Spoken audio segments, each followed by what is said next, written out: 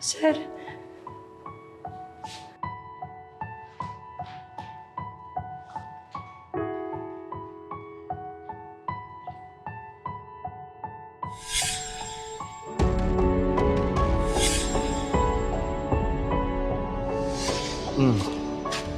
Sure ka na, okay ka na, ha? Opo, kahit naman po hindi niyo ako dinala dito, okay naman na po ako eh. O ano palang ginagawa mo rito? Tinanong po kasi ako kay Mayor. Baka po kasi kilala niyo yung nanay ko. Dad, this is Celine. Celine, this is my stepdad. Hi, Celine.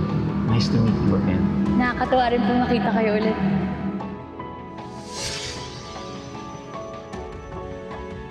Ikaw, kaibigan ni Lance.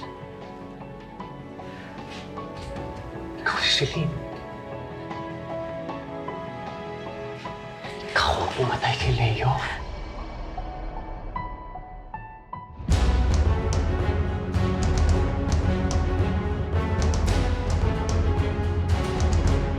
Paano mo nagawa yun? Sorry po, sir. Sorry po. Hindi ko po alam. Sorry po, patawarin niyo po ako.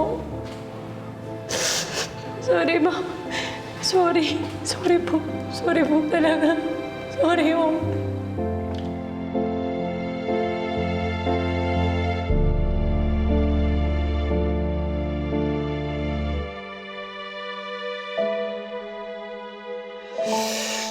Patawarin niyo po ako.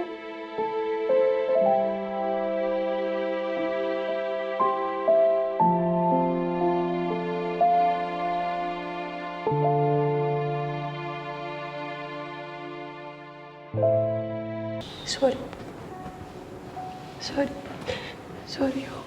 Pasensya ka rin. Hindi ako pumunta rito para alumin ka o pakinggan ka.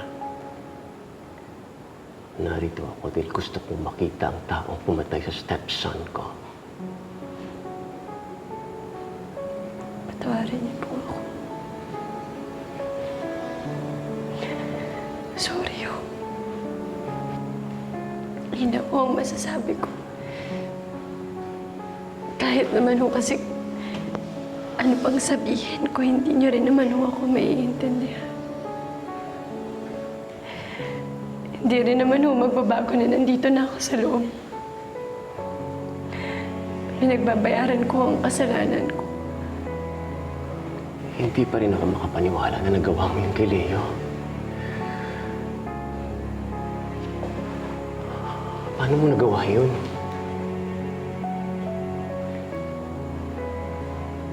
Nung una kitang makita, akala ko mabuting tao ka. Pero nagkamali ako sa pagkakakilala ko sa'yo. Tama nga ang sinasabi nila, hindi mo talaga makikilala ang isang tao sa pinapakita niya sa labas.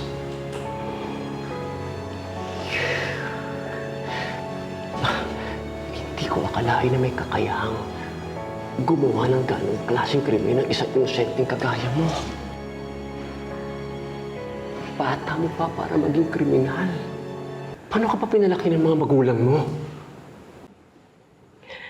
Wala akong kinalaman ng mga magulang ko.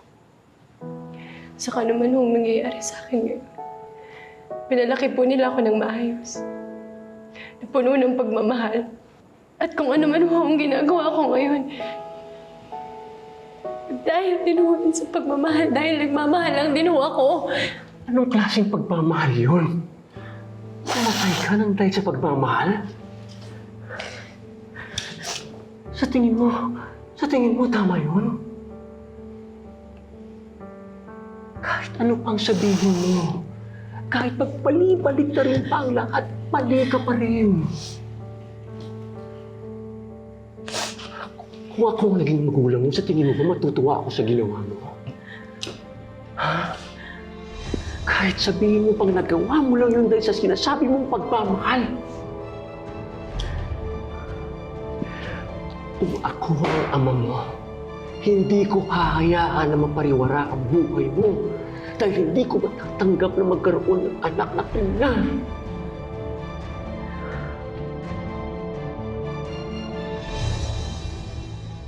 Lance, nakita mo ba ang dad mo? Kasi I've been trying to call him kanina pa pero hindi naman sumasagot sa telepono. Hinanap ko na rin siya sa buong bahay pero wala. Actually, hinahanap ko rin siya. Dadalawin ko sana si Leo. I was going to bring him with me. Oh, ma, nandito ka na pala. Yeah, I arrived this morning. Nakita mo ba si Dominic? Oo, bago siya umalis kanina, pupunta daw siya doon sa juvenile center. But why? Gusto daw niya makita yung taong pumatay kay Leo. Si Celine. Bakit gusto niyang makita si Celine? I don't know.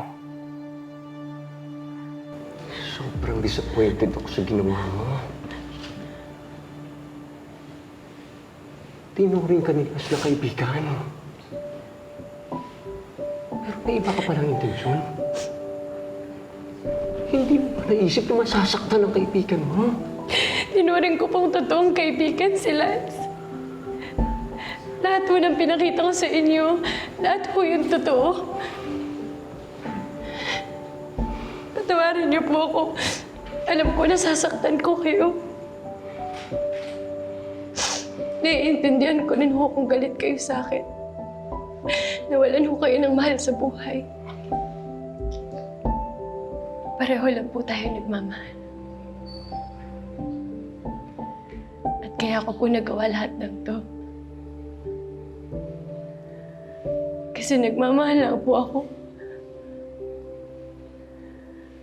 Para po sa mga taong mahal ko.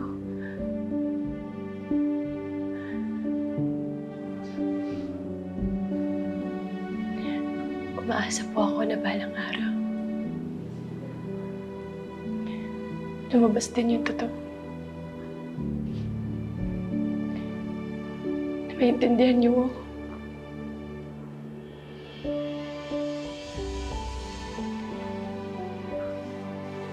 Sir, kung wala na ako kayong sasabihin, babalik na ako sa loob.